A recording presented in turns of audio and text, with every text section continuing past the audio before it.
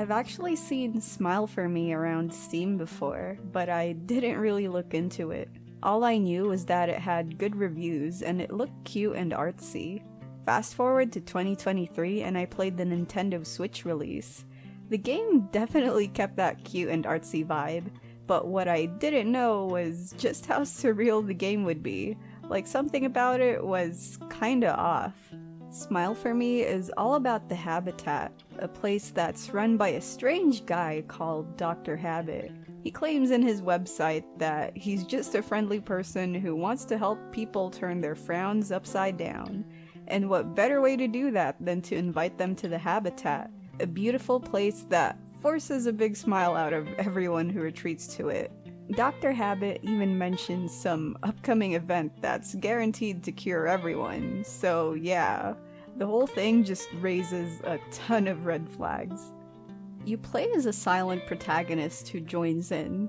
Not much is known about them, apart from being a flower delivery kid, but you basically just explore the habitat, help the habitants fix their problems, and discover the secrets of the place.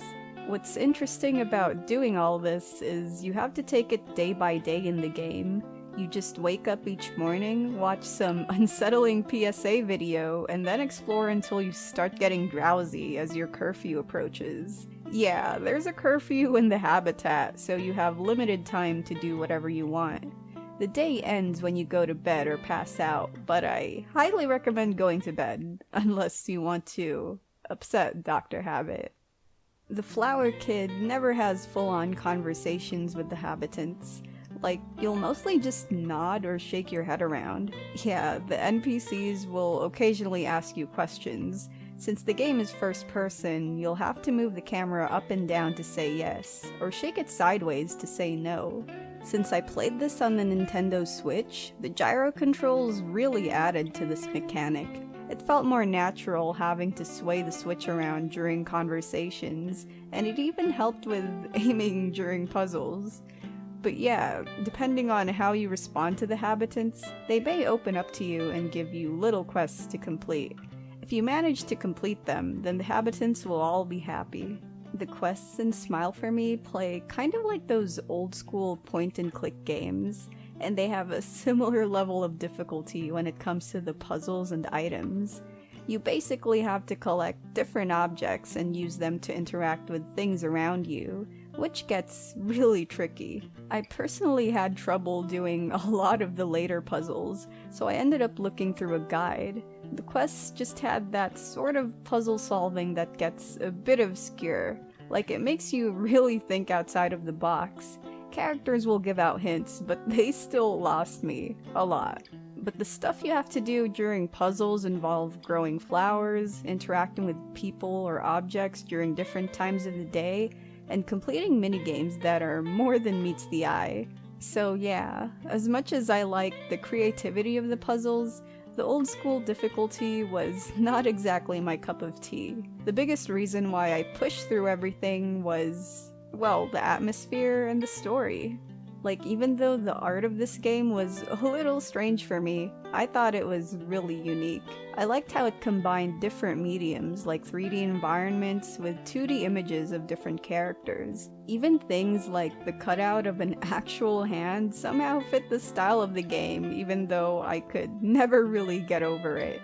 But yeah, I think everything about the art just fits the whole uncanny nature of the game's setting.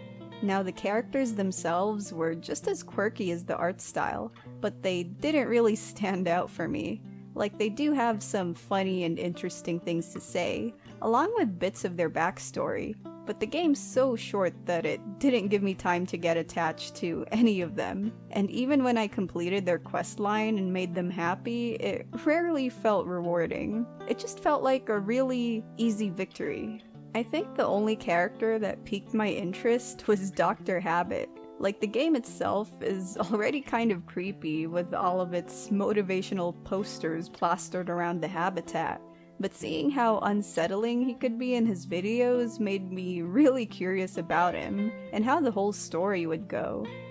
Overall, it took me over 4 hours to complete the game, mostly because I sucked at the puzzles.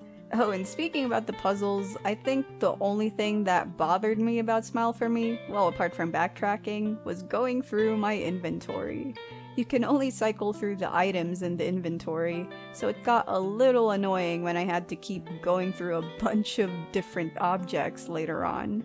But other than that, I thought Smile for Me was a decent experience. I didn't think the ending of the game was satisfying, but I enjoyed the journey because of the atmosphere. It's funny, creepy, and just an odd mix of a bunch of different things. If you want to try it yourself, the game's out on PC, PlayStation, Xbox, and the Switch. Let me know what you thought about the video, and thank you to my patrons at Patreon for supporting my channel. Man, I know I talk about a lot of obscure and quirky games on my channel, but this one was still kind of challenging to write about. It's funny that I'm saying this though, because the other video that I'm currently working on is also strange and niche. So yeah, look forward to that.